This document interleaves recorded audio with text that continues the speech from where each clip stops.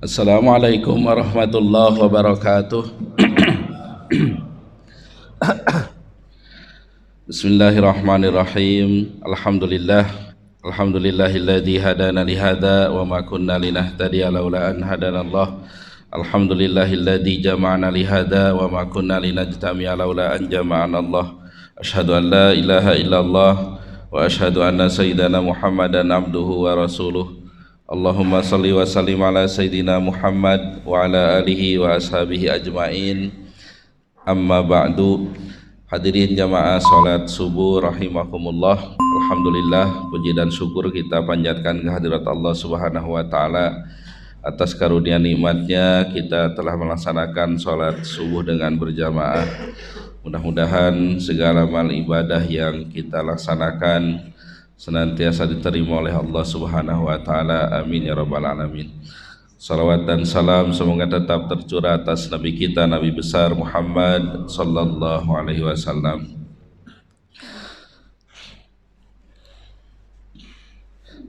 Hadirin kaum muslimin rahimakumullah, untuk mengisi waktu kita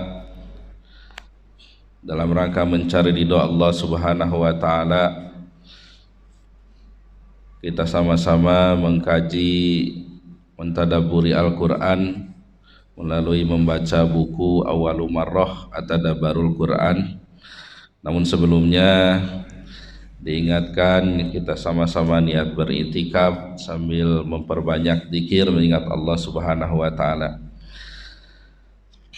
Sebelumnya saya mohon maaf lama tidak menghadiri pertemuan ini karena qadarullah saya tugasnya lebih jauh di ND Nusa Tenggara Timur, jadi hanya sesekali saja pulang karena keluarga di Renijaya.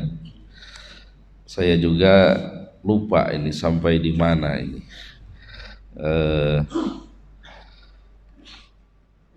Insyaallah masih surat Al-Baqarah ya, tema utamanya. Jadi urutan-urutan di buku ini menjelaskan nama-nama surat, kemudian munasabatut tasmiyah itu hubungan penamaan ya, kenapa ini dinamai surat ini dan seterusnya, kemudian keutamaan dari surat yang dibahas. Kemudian al-mihwar ar-ra'isi li surah. Al-mihwar ar-ra'isi li surah itu tema utama surat yang dibahas ya, dalam hal ini surah Al-Baqarah. Kemarin diulang lagi, tema utamanya al-istikhlafu fil ardi bimanhajillah, memimpin atau mengurus bumi dengan sistem, dengan aturan dari Allah Subhanahu wa taala. Kemudian berikutnya mawadi unsurah al-mubarakah. Mawadi jamak dari maudu. Maudu itu judul atau tema ya, tema-tema dari surat yang dibahas. Karena setiap surat itu temanya itu terkadang tidak satu, banyak. Kemarin sudah kita bahas al-manhaj wad dustur, sistem dan perundang-undangan. Kemudian kita sudah bahas tafsilul manhaj wa tasyri'at, rincian sistem dan perundang-undangan. Jadi Allah menurunkan menciptakan bumi, menciptakan manusia ya, bagaimana agar manusia ini hidup dengan baik gitu, maka ya harus menggunakan sistem dan peraturan atau undang-undang dari Allah Subhanahu wa taala. Kemarin yang sudah kita bahas, yang pertama ibahatu thayyibatil ardi kulliha illa ma harramallahu wastasna. Kebolehan memakan yang baik-baik di muka bumi ya, kecuali yang diharamkan oleh Allah Subhanahu wa taala. Jadi ini aturan makan ya. Kemudian jinai itu pidana. Kemarin juga sudah kita bahas panjang lebar ya, ada kisos, kemudian ada hudud, kemudian ada takzir ya dalam hukum Islam itu. Kalau dalam hal ini di surah Al-Baqarah kaitannya dengan kisos ya. Yaitu hukum hukuman ya yang setimpal dengan apa yang dikerjakan ya, oleh pelakunya gitu.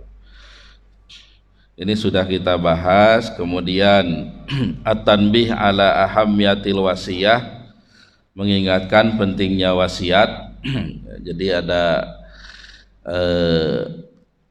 istilah wasiat ya, kemudian ada istilah hibah ya, kemudian ada waris ya, itu diatur ya.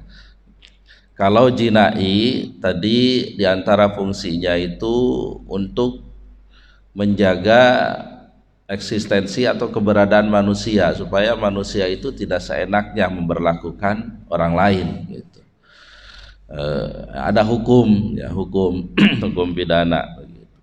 Kalau mengenai masalah wasiat ini, perpindahan harta kekayaan supaya di belakang hari sepeninggal orang tersebut tidak terjadi masalah ya di antara ahli waris. Ya, karena ini perlu diingatkan kembali, mudah-mudahan kalau kita jauh ya dari hal-hal yang tidak baik. Ya, banyak sekali perselisihan tentang waris ya, tentang waris. Makanya diantara yang disarankan ketika seseorang itu sudah meninggal dunia, maka segera harta warisnya itu dibagi begitu. Harta warisnya itu dibagi. Kemarin saya sampaikan beberapa prinsip ya mengenai masalah pembagian warisan. Yang jelas di kita kompilasi hukum Islam itu mengambil dari fikih Islam ya, kecuali dalam beberapa hal, yaitu ada wasiat wajibah ya, sama ahli waris pengganti ya. Itu masih debatable ya, masih diperdebatkan, tapi itulah yang berlaku di Indonesia ya. Kalau ahli waris pengganti itu ini kayaknya pada lupa lagi ini. Jadi ahli waris pengganti itu yang meninggal lebih dulu itu ahli warisnya gitu. Umpamanya seorang ya suami istri punya anak gitu, anak ini sudah punya anak lagi artinya cucu. Nah, si anak ini udah meninggal duluan daripada orang tuanya, itu. Maka yang ada itu kan cucunya. Nah, ketika si kakeknya ini meninggal dunia, berarti kan kalau dalam fikih Islam itu hanya dapat namanya istilahnya itu uang kerahiman ya. Ya diberi dari paman-pamannya begitu. Tapi kalau dalam kompilasi hukum Islam, ya dia naik menempati posisi orang tuanya yang sudah meninggal itu ahli waris pengganti dengan berbagai macam aturannya tentunya. Ya. Kemudian ya ada juga istilah wasiat wajibah. Ya, wasiat wajibah. Wasiat wajibah ini tidak boleh lebih daripada sepertiga, kaitannya dengan anak angkat atau orang tua angkat gitu. Ya, dalam fikih Islam kan tidak ada tidak dapat warisan, tapi dalam kitab perdata umum ya BW ya, Burgerlijk Wetboek ya bahasa Belandanya, anak angkat itu disamakan dengan anak kandung gitu. Nah, dalam fikih Islam kan tidak seperti itu. Nah, di dalam kompilasi Islam ada dapat dia wasiat wajibah ya. Tapi dengan syarat si anak angkat ini dia berfungsi anak itu kan yang pertama dia memang pengakuan dan fungsi gitu. Jadi si orang tuanya betul-betul menganggap sebagai anak ya, sebagai anak angkat ya. Jadi anak angkat dalam Islam itu dibolehkan ya, mengangkat anak itu ya. Dan ini juga dilakukan oleh Nabi Shallallahu Alaihi Wasallam ya, yang mengangkat Zaid bin Harithah itu. Tapi yang dilarang itu tidak boleh menisbatkan anak itu kepada orang tua angkatnya gitu. Seperti dulu itu kan Zaid bin Muhammad. Nah, itulah yang ditegur oleh Allah dalam Al-Qur'an. Tidak boleh menghilangkan nasab ayahnya gitu. Itu sebuah kebaikan mengangkat anak gitu ya. Nah, yang pertama menganggap itu anaknya, dan anaknya menganggap itu orang tuanya gitu. Yang kedua fungsi orang tua yang ngurus anak, fungsi anak juga ngurus orang tua begitu. Karena ada juga yang hilah dengan wasiat wajibah. Jadi dia mengaku sebagai anak angkatnya gitu, tapi sejak kecil nggak ada tinggal sama dengan orang tuanya, dengan orang tua angkatnya itu, hanya ngaku-ngaku saja, bahkan buat penetapan dari pengadilan dan sebagainya sebagai anak angkat begitu. Nah, itu tidak bisa begitu. Baik, kemudian mengenai masalah waris juga sudah saya sampaikan. Bisa dalam kompilasi hukum Islam bisa dibagi rata dengan satu syarat: semua ahli waris sudah mengetahui bagiannya masing-masing menurut hukum waris Islam gitu. Jadi kalau ada anak laki-laki dan perempuan, katakanlah laki-laki 2 perempuan 1 kan. Nah, tapi udahlah, karena ini saudara biar sama rata saja gitu. Nah, sebelum sama rata itu harus tahu dulu haknya gitu. Kalau laki-laki itu bagiannya 2, perempuan itu 1 ya. Alasannya karena ketika orang sudah tahu, pertama tidak menghilangkan hukum waris Islam begitu. Jangan sampai ada istilah adil-adilan gitu. Laki-laki anak bapak, perempuan anak bapak juga gitu. Itu menganggap tidak adil hukum Allah begitu. Adil-adilan bahasanya. Tapi kalau tadi ya udah dibagi waris dulu sesuai hukum Islam, tahu bagiannya, itu kan boleh. Yang laki itu udah haknya kok gitu, mau dikasihkan siapapun kan boleh begitu. Nah, diberikanlah kepada sebagiannya kepada saudarinya yang perempuan itu boleh ya. Jadi jangan sampai menghilangkan hukum waris Islam ya, kalaupun mau dibagi rata ya. Kemudian mengenai masalah hibah ya. Jadi hibah itu pemberian secara sukarela dan diserahkan ketika masih hidup ya. Nah, ini tidak boleh lebih dari 1/3. Nah, kaitannya hibah kepada ahli waris gitu. Karena ada orang tua mau ngasih anaknya kan, mau ngasih rumah di sini sebagainya begitu. Nah, dalam kompilasi hukum Islam, hibah itu dianggap sebagai warisan gitu, dianggap sebagai warisan. Artinya begini, kalau hibah itu melebihi dari jatah warisannya, itu bisa digugat gitu oleh ahli waris lain gitu. Bisa digugat dan pengadilan bisa menetapkan itu sesuai bagian warisnya. Artinya kalau kelebihan ditarik gitu ya, menjadi hak ahli waris lainnya gitu. Itu mengenai masalah hibah. Kemudian kalau wasiat itu sesuatu yang diberikan setelah pemberi wasiat ini meninggal dunia gitu. Nah, yang masalah wasiat kepada ahli waris lagi gitu. Nah, itu dalam kompilasi hukum Islam dibolehkan wasiat kepada ahli waris dengan catatan adanya persetujuan dari seluruh ahli waris ya. Jadi kalau mau berwasiat, ya dikumpulkan semua ahli waris, anak-anaknya setuju atau tidak begitu. Nah, kalau tidak ada yang setuju berarti tidak sah wasiatnya gitu, tidak sah wasiatnya ya. Baik, itu berbicara regulasi. Cuma ya bagi kita ya itulah, kalau udah meninggal ya selesaikan harta peninggalannya. Karena banyak kejadian awalnya lokasi bendanya ini, peninggalannya ini merupakan apa ya, tidak, harganya itu kurang lah gitu, tanah gambut dan sebagainya gitu. Ini banyak terjadi sekarang di, kalau nggak salah di Klaten gitu. Ternyata di situ dilewati jalan tol gitu, harganya tinggi gitu. Itulah banyak yang terjadi seperti itu ya. Sama seperti di daerah NTB, NTT juga sama ya. Tadinya tanahnya mungkin kurang berharga, sekarang harganya tinggi ya, jadi rebutan gitu. Dan yang unik lagi, ini pengalaman dari sana, sama rupanya NTB, NTT itu ya banyak yang punya istrinya itu lebih dari satu ya. Kemarin ada anak istri kedua menggugat anak dari istri pertama yang menguasai harta gitu. Ada juga yang istrinya itu 3 gitu.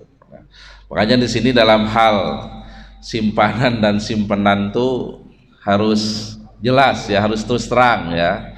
Ya, kemarin udah dibahas dulu ya. Simpanan dan simpenan. Kalau simpanan itu di bawah bantal, kalau simpenan di atas bantal ya. Jadi jangan sampai terjadi sengketa gitu ya. Baik, itu masalah harta saya ulang-ulang supaya semua dapat pemahaman yang utuh ya, baik secara fikih maupun regulasi di Indonesia ya. Kemudian masalah siam, puasa sudah kita bahas. Masalah jihad ya, jihad dan qital kalau tidak salah sudah kita bahas juga ya, dibedakan antara jihad dan qital ya. Jihad itu bersifat umum ya, kalau qital itu khusus ya, perang gitu. Kemudian masalah haji juga kalau tidak salah sudah kita bahas. Kita lanjutkan kepada tasri'u ahkamil usroh ya, syariat hukum-hukum keluarga. Kita coba melihat Al-Quran, kemudian kita lihat juga beberapa regulasinya tentang masalah perkawinan ini ya. Yang pertama az-zawaj. Sebenarnya kalau ada HP ya, ada buku PDF-nya, bisa sama-sama bareng baca sebenarnya ya. Baik, ala kulli hal yang mudah-mudahan bisa diserap ya, bisa dipahami ya, dan insya Allah tidak ada ujiannya ya, nggak usah terbebani ya. Ya. Baik, mengenai perkawinan ini diawali dengan ayat 221 surat Al-Baqarah ya, kita coba baca ayatnya. Namun sebelumnya perlu disampaikan, saya berkali-kali menyampaikan dalam Al-Quran ketika berbicara hablum minan nas itu rinci, bahasanya itu rinci gitu. Berbeda ketika membahas hablum minallah, hubungan dengan Allah, itu bersifat ringkas dan biasanya bersifat umum begitu. Salah satu contohnya tentang sholat saja ya, tentang sholat. Dalam Al-Quran kan tidak dijelaskan sholat isya itu 4 rakaat, maghrib tidak 3 rakaat, itu tidak dijelaskan gitu. Berbeda dengan hal hablum minan nas, hubungan sesama manusia, itu sangat rinci ya. Apalagi dalam masalah muamalah, catat mencatat hutang, itu ayatnya paling panjang dalam Al-Quran ya. Dan mengenai masalah perkawinan, ayatnya juga panjang-panjang dan bahasanya itu rinci gitu ya. Baik, kita baca ayat 221. A'udzubillahi minasyaitonirrajim. Wala tankihul musyrikati hatta yu'min wala amatum mu'minatun khairum min musyrikati walau a'jabatkum wala tunkihul musyrikina hatta yu'minu wala 'abdun mu'minun khairum min musyriki walau a'jabakum ulaika yad'una ilan nar wallahu yad'u ilal jannati wal maghfirati bi'idnih wa yubayyinu ayatihi linnasi la'allahum yatadakkarun. Dan janganlah kamu nikahi perempuan musyrik sebelum mereka beriman.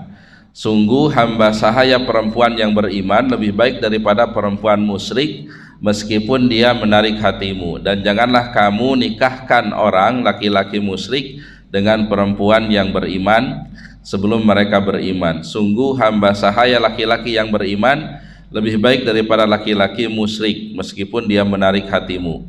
Mereka mengajak ke neraka sedangkan Allah mengajak ke surga dan ampunan dengan izinnya, menerangkan ayat-ayatnya kepada manusia agar mereka mengambil pelajaran.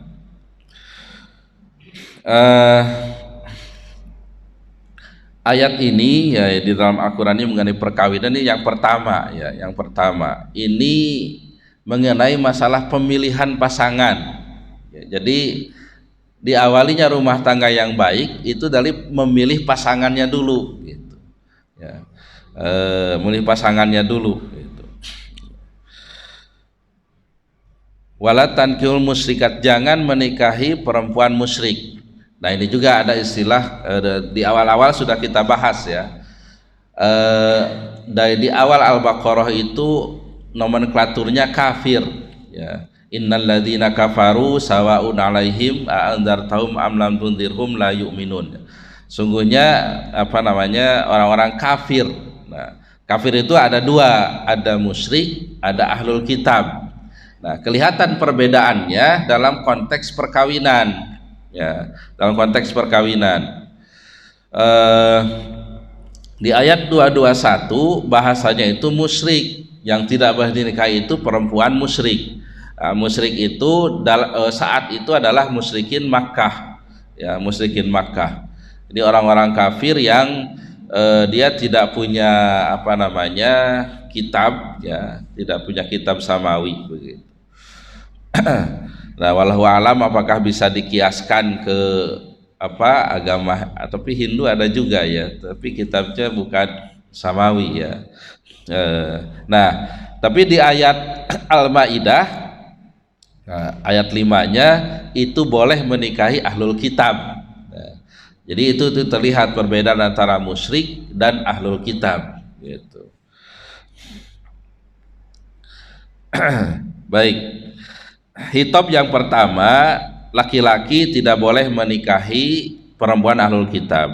Nah, hitop kedua kepada para wali. Jadi wali itu yang punya anak perempuan tidak boleh menikahkan anak perempuannya kepada laki-laki yang musyrik begitu. Baik, ini qat'i ya, qat'i, jadi tidak boleh sama sekali. Jadi laki-laki menikahi perempuan musyrik atau sebaliknya. Tapi dalam ahlul kitab yang dilarang itu perempuan ya, perempuan muslimah menikah dengan ahlul kitab laki-laki, yaitu mutlak tidak bolehnya.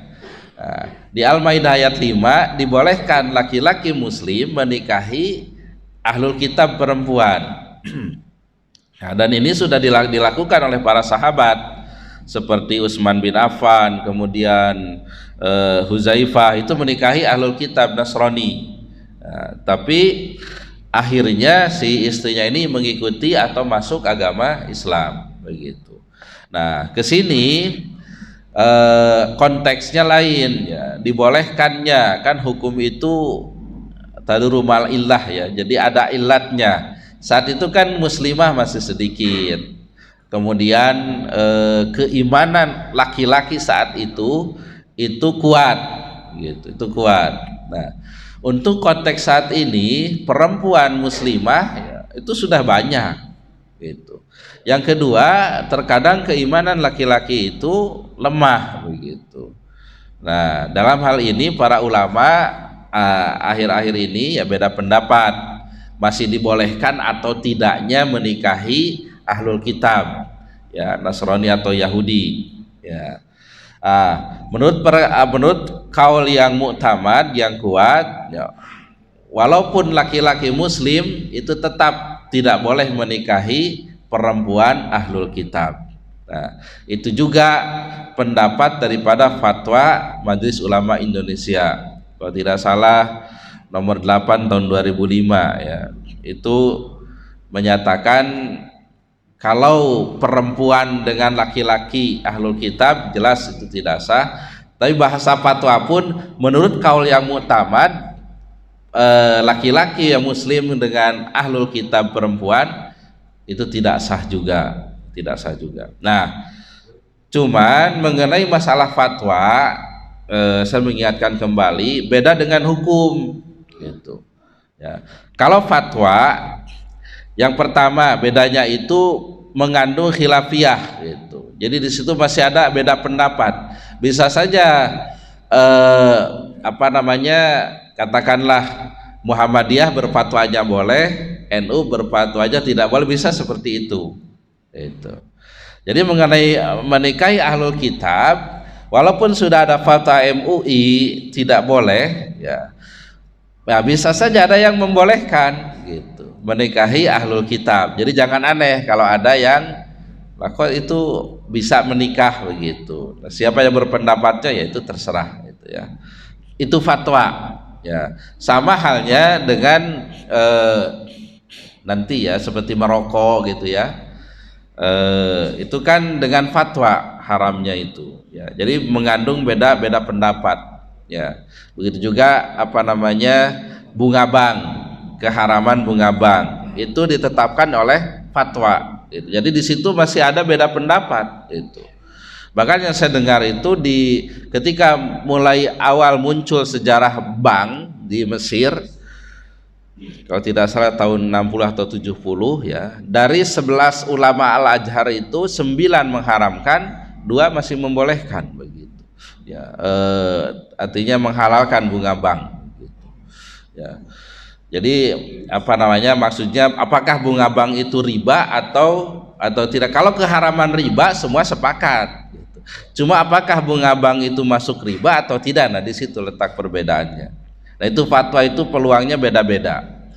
Yang kedua, fatwa itu tidak mengikat. Ya, tidak mengikat. Artinya mau melaksanakan atau tidak itu terserah. Tapi yang terbaik, yang paling baik adalah melaksanakan fatwa itu. Gitu. Jadi orang ya terserah lah mau merokok, terserah dan sebagainya ya, itu fatwa, bukan saya membolehkan, saya cenderungnya tidak boleh itu ya.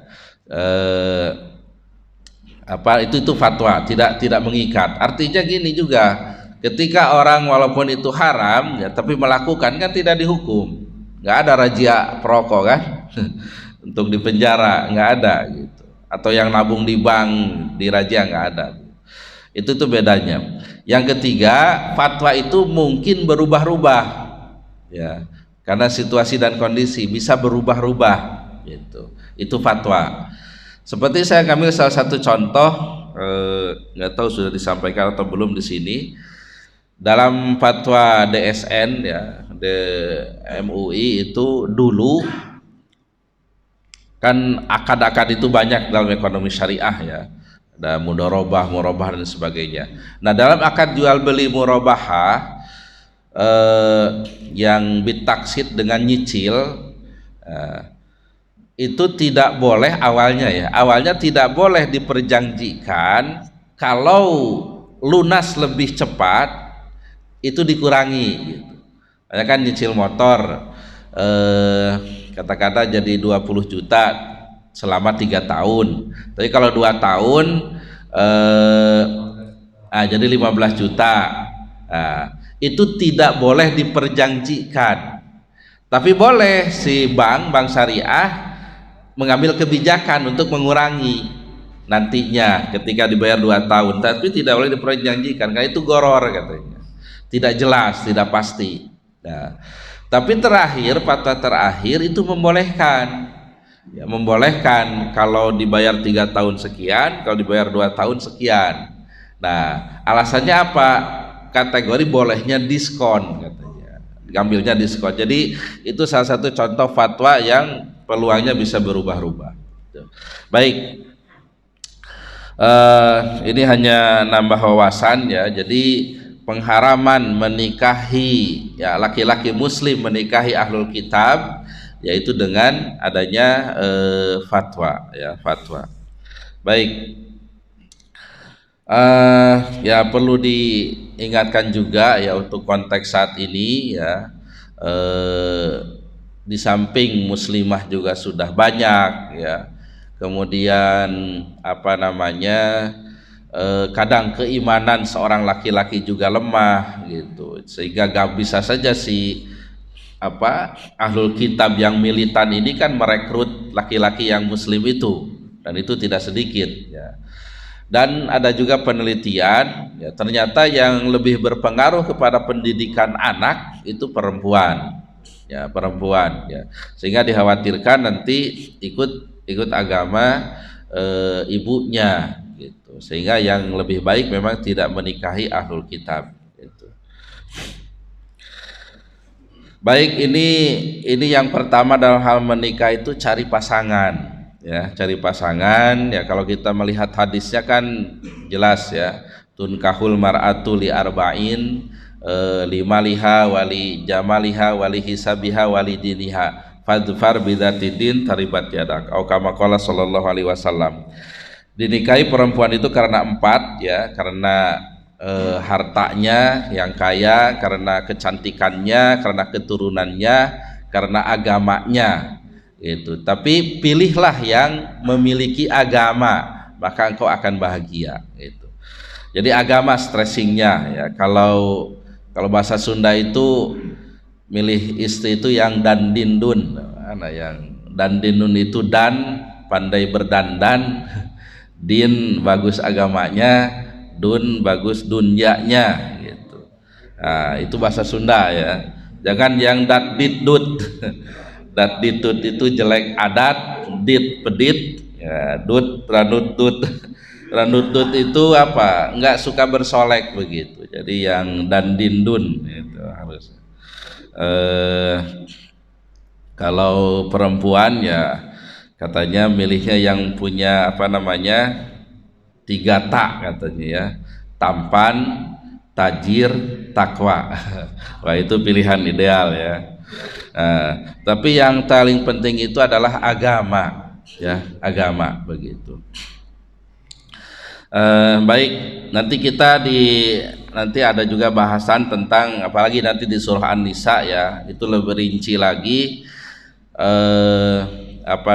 ketika ada masalah dalam rumah tangga ya, bagaimana penyelesaiannya dan sebagainya. Ini di awal-awal ini hukum mengenai nikah itu pemilihan pasangan ya. Jadi jangan salah memilih pasangan.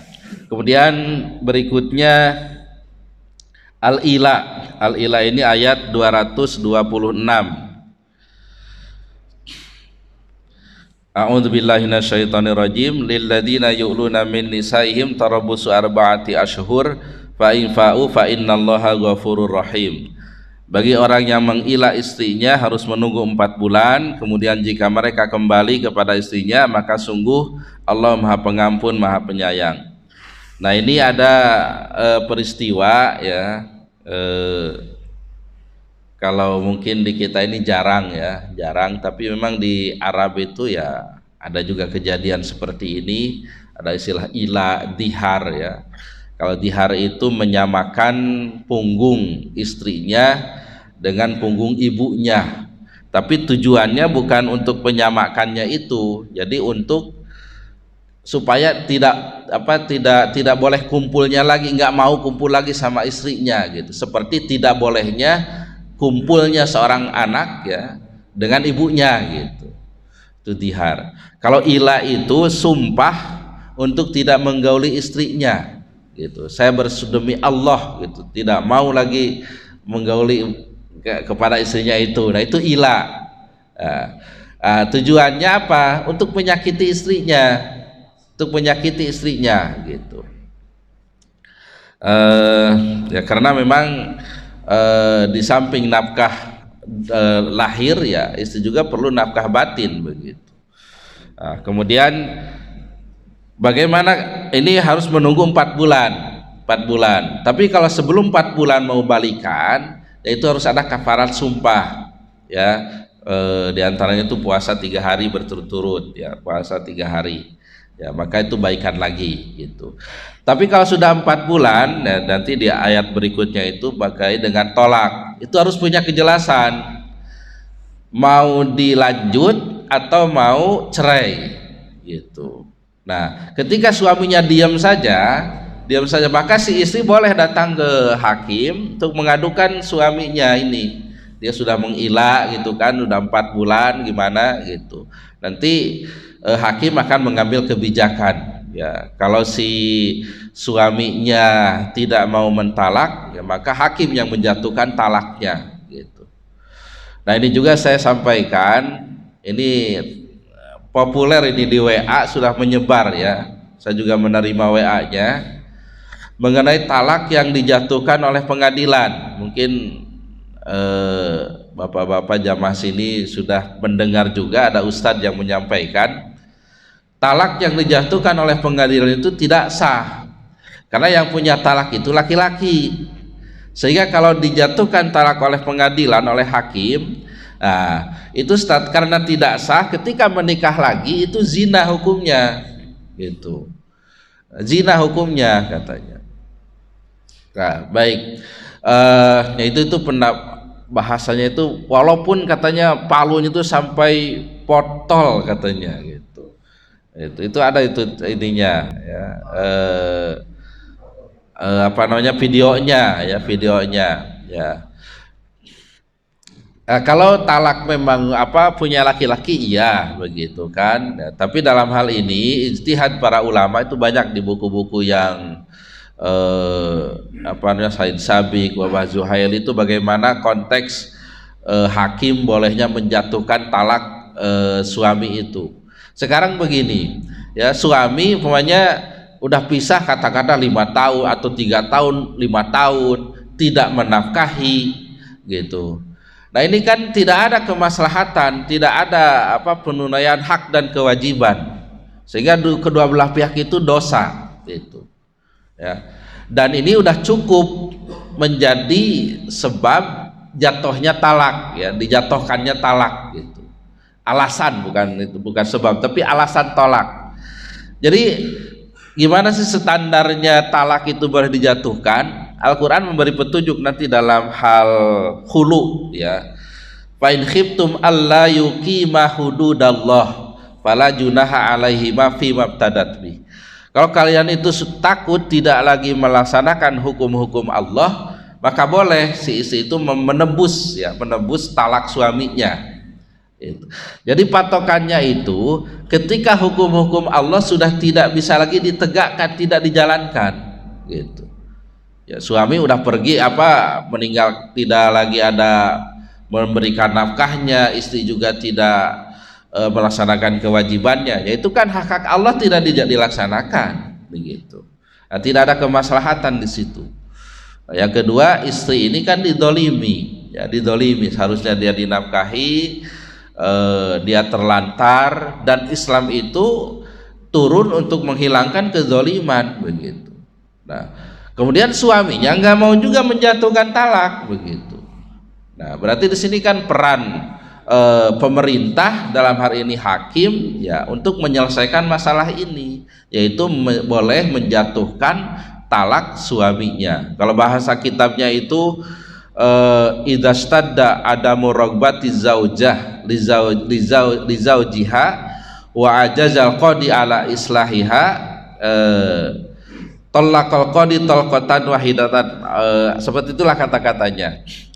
Kalau kebencian seorang istri sudah memuncak dan hakim sudah tidak mampu lagi mendamaikan, maka boleh hakim itu menjatuhkan talak suaminya gitu.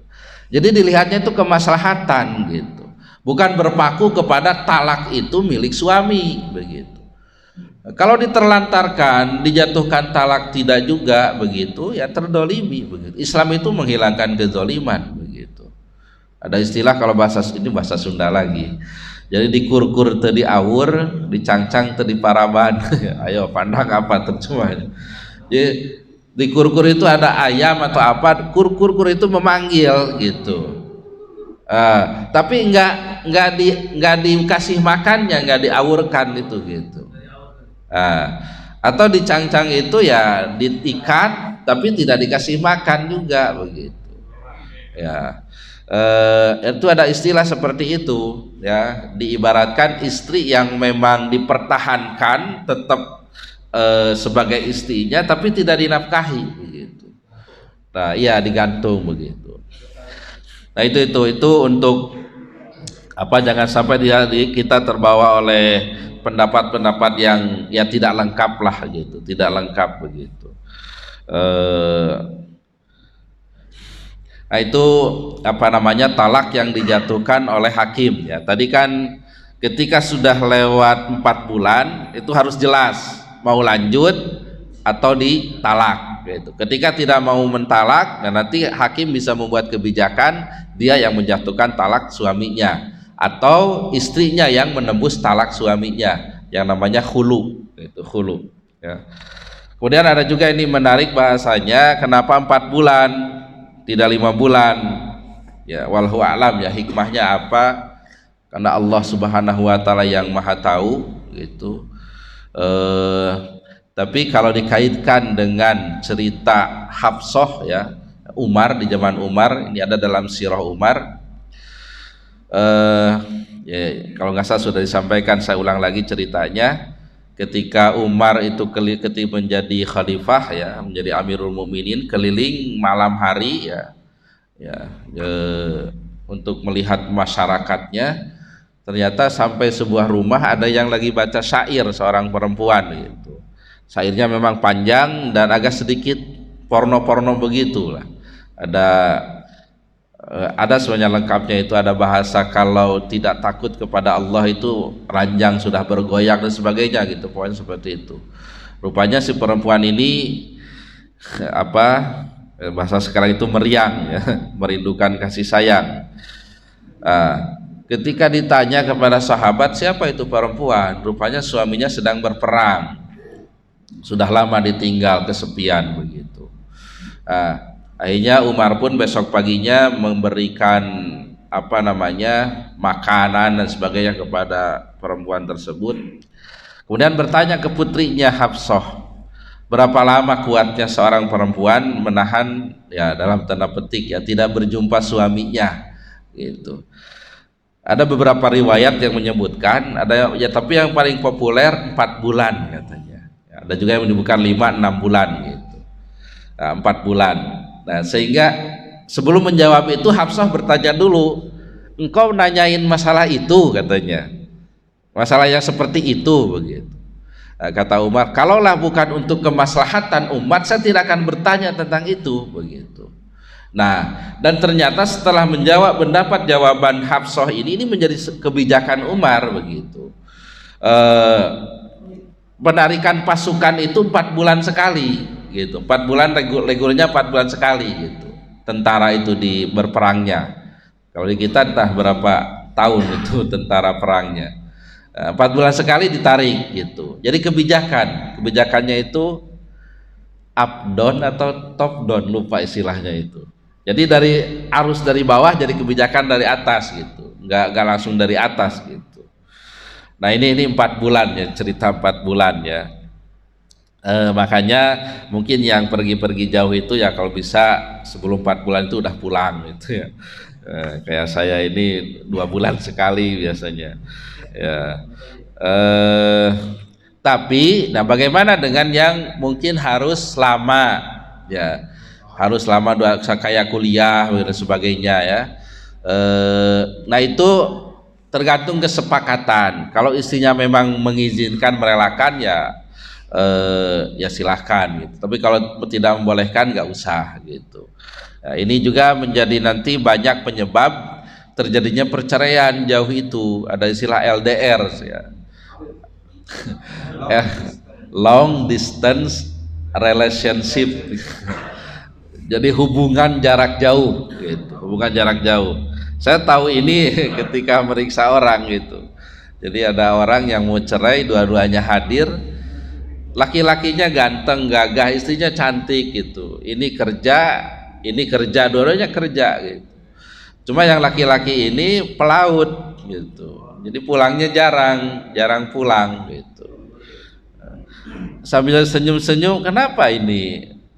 Dua-duanya ya artinya ganteng, cantik, finansial cukup, kenapa cerai juga?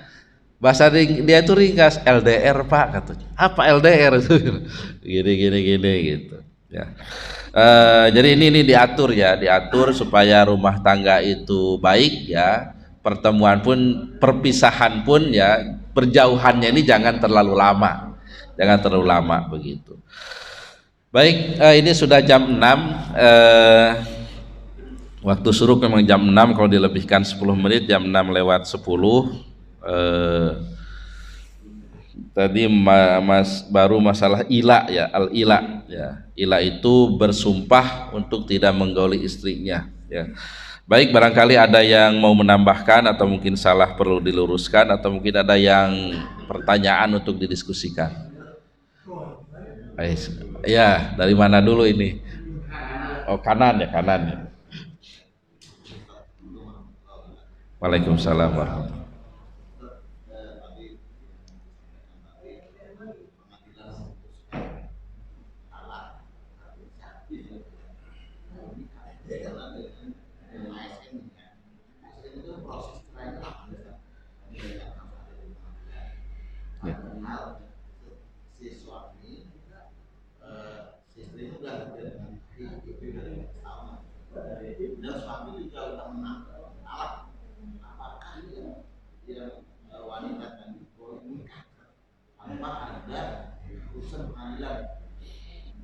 Jadi talaknya di luar pengadilan. Ya, ini masalah tersendiri ya, harus ada, karena saya ada kajiannya, saya ada juga videonya, talak, hukum talak di luar pengadilan, jatuh atau tidak gitu, dan ininya secara sadar gitu kan. Nah, ini ada beda pendapat karena regulasi di Indonesia talak yang diakui itu yang di pengadilan itu. Tapi ada yang berpendapat itu sah juga. Nah, sebenarnya titik permasalahannya ini pembuat undang-undang kita ini belum melengkapi lah, bahasa saya itu harusnya di kita itu ada isbatut tolak. Nah, ada lagi istilah lain ya. Ada kalau isbatun nikah kan ada. Orang nikah tahun 90 tapi nggak di KUA, itu kan bisa disahkan di pengadilan dan berlaku surut. Jadi yang 90-nya yang dicatat. Nah, tapi tolak tidak ada isbatut tolak. Kalau di Saudi ada isbatut tolak. Artinya suami menjatuhkan talak, katakanlah pokoknya bulan Januari kemarin gitu, di rumahnya dengan sadar ada saksinya. Nah, ketika datang ke pengadilan itu hanya dipastikan saja benar enggak. Kalau istrinya mengakui benar, udah ditetapkan talak yang bulan Januari itu gitu. Kalau isbatut tolak. Nah, di Indonesia regulasinya tolak itu hanya jatuh di depan majelis hakim. Nanti ada macam-macamnya ya, tolak itu ada tolak roj'i, tolak bain, khul'i, ya, khulu dan sebagainya ya. Hanya di depan pengadilan baru dia dapat tausik. Tausik itu akta cerai gitu. Nah, itu tuh regulasinya seperti itu. Jadi secara regulasi saja ya, buktinya orang sudah cerai dapat akta cerai dari pengadilan. Ketika mau menikah lagi, kantor urusan agama pasti yang ditanyakan itu mana akta cerainya gitu. Jadi secara regulasi tidak bisa itu menikah gitu. Walaupun mungkin secara fikih bisa saja itu kategori sah. Gitu. Regulasinya nggak bisa, ya nggak bisa. Nah, inilah sebenarnya yang perlu jawaban dari anggota dewan kita pembuat undang-undang ini ya. Karena kalau terjadi cerai di luar pengadilan kan perlu kepastian ya. Yang pertama, ketika di pengadilan menjatuhkan lagi, apakah talak yang di pengadilan itu yang kedua atau pertama gitu. Nah, ini kan jadi tidak jelas. Nah, yang kedua, sejak kapan dihitung masa iddahnya si perempuan ini gitu. Apa dari katakanlah Januari tadi atau dari sejak dijatuhkan di pengadilan itu gitu. Ini banyak pertanyaan kepada permasalahan di masyarakat begitu. Tapi belum ada regulasi yang mengakomodirnya. Tak kira kemarin ada perubahan, kan Undang-Undang nomor 174 sudah dirubah dengan Undang-Undang nomor kalau nggak salah 16 tahun 2019. Tak kira ada masuk kayak isbatut tolak gitu untuk menyelesaikan masalah. Ternyata yang masuk itu malah usia perkawinan untuk anak perempuan jadi 19 tahun, justru malah tambah masalah. Ya, dispensasi nikah sekarang membludak di pengadilan agama itu, bisa sehari kadang 5 menyidangkan dispensasi. Jadi anak yang mau nikah belum sampai umurnya itu kan harus dispensasi dulu gitu. Dan rata-rata sudah hamil gitu. Nah ini jadi tambah masalah adanya undang-undang ini gitu kalau menurut saya ya. Ya jadi yang tadi jadi bahasan kalau rincinya memang agak panjang, tapi secara regulasi ya begitu. Kita bicara regulasi ya nggak bisa dia dinikahkan. Ya, intinya seperti itu. Kalau masalah cerai PNS kan ada aturannya ya, PP 10 PP berapa? Yang diperbaharui itu peraturan pemerintahnya. Memang harus ada, kalau PNS-nya yang mengajukan harus ada izin dari atasannya. Tapi kalau yang digugat, yang PNS yang digugat harus ada surat keterangan gitu, dari atasannya gitu. Baik, cukup Pak ya. Ya silakan Pak.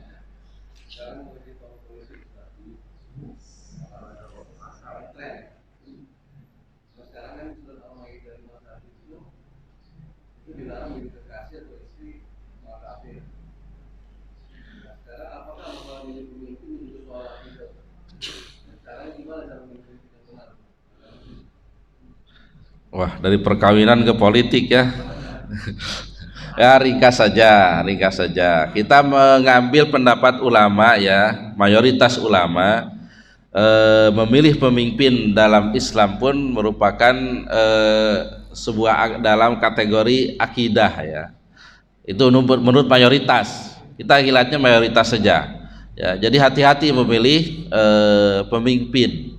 Untuk jadi imam pun kan harus dipilih juga, ada aturannya gitu ya, yang absoh ya, yang lebih banyak lebih dulu masuk Islamnya, lebih tua dan sebagainya begitu. Begitu juga pemimpin. Jadi tidak bisa, dulu kan ada seorang ustadz yang mengkiaskan memilih pemimpin itu seperti pilot gitu. Nggak perlu kita tahu agamanya pilot, yang penting bisa bawa pesawat kita selamat katanya. Kan sampai heboh kan MUI waktu itu. Ya, kita mengambil itu aja ya. Nah, mengenai masalah memilih pemimpin ya, kita kan bisa melihat track record ya, track record orangnya. Yang kedua yang ada di belakangnya partainya itu gitu. Karena pemimpin itu ya sekarang ini apalagi ada menteri dan sebagainya kan dipengaruhi oleh orang luarnya gitu. Makanya memilih partai pun saya tidak mengajukan pilih partai ini atau ini gitu. Lihat track record partainya itu gitu. Kita umat Islam, partai itu mendukung nggak ke umat Islam atau tidak gitu. Kita kan bisa melihat, makanya harus melek politik kita ini, harus melek politik. Dulu katakanlah ketika digulirkan undang-undang perbankan syariah. Nah, itu kan jelas siapa yang mendukung, siapa yang tidak kan partainya gitu. Nah, di situ maka rakyat itu harus melihat gitu. Mana ini partai yang mendukung umat Islam dan yang tidak gitu, walaupun koar-koarnya ya bersama umat Islam, bersama itu ini gitu. Nah, kita kan bisa baca track recordnya gitu. Siapa pemimpin partainya, punya pemahaman keislamannya seperti apa kan kelihatan gitu. Nah, termasuk mungkin nanti presidennya ya mungkin orangnya baik-baik saja gitu, tapi di belakangnya ini gitu mungkin yang tidak baik begitu. Itulah perlu kita kejelian ya, dan mungkin diingatkan ya tahun politik nanti hati-hati, karena yang kita lakukan di dalam bilik suara itu ada pertanggungjawabannya ya, ada pertanggungjawabannya di hadapan Allah Subhanahu wa taala. Kenapa kita milih si ini, presidennya ini gitu ya. Nah, ini makanya perlu kita melek politik, siapa yang mendukung umat Islam dan tidak. Nah, itu kan kelihatan begitu ya, kelihatan. Karena yang musuh Islam itu kan bukan musuh, artinya terhadap keislaman itu ada yang memang betul-betul menentang Islam ya, yang di luar Islam itu ya. Ada juga yang Islamofobia begitu.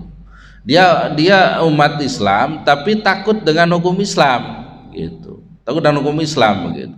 Makanya dampaknya sekarang karena banyaknya yang Islamofobia gitu. Islamofobia terlihat di KUHP yang saya pernah cerita dulu itu, kita benar hukum pidana kita ini itu sekarang yang disahkan itu hukuman mati kan jadi percobaan sekarang itu, hukumannya hukuman mati gitu, karena ada silang pendapat kan, ini boleh kan, ini melanggar HAM gitu kan, hukuman mati itu. Akhirnya jalan tengahnya apa? Hukuman percobaan 10 tahun dulu. Kalau dia berubah jadi baik, maka diturunkan tidak jadi hukuman mati, bisa seumur hidup. Nah, kalau tidak berubah jadi hukuman mati gitu. Nah, ini kan ada kegamangan ya, kegamangan di anggota kita ini. Dan karena dasar kita ini musyawarah mufakat suara terbanyak, yang ingin adanya hukum mati pun kalah suara gitu. Makanya ini tanggung jawab rakyat juga memilih orang yang supaya banyak di sana itu ya, anggota dia itu yang memang ya mau menegakkan hukum Islam dan sebagainya, walaupun tidak secara formal tidak langsung ini hukum Islam gitu. Nah, ini tanggung jawab kita semuanya ya, untuk memilih yang terbaik ya, yang terbaik. Baik, mungkin itu saja. Nanti terlalu kebablasan nanti. Saya pegawai negeri, ini nggak boleh macam-macam. Kalau tidak ada sudah cukup ya. Mudah-mudahan ada manfaatnya. Langsung saja kita akhiri dengan doa kafaratul majlis. Subhanakallahumma wa bihamdika asyhadu an la ilaha illa anta astaghfiruka wa atubu ilaik. Alhamdulillahirabbil alamin. Mohon maaf atas segala kekurangan. Assalamualaikum warahmatullahi wabarakatuh.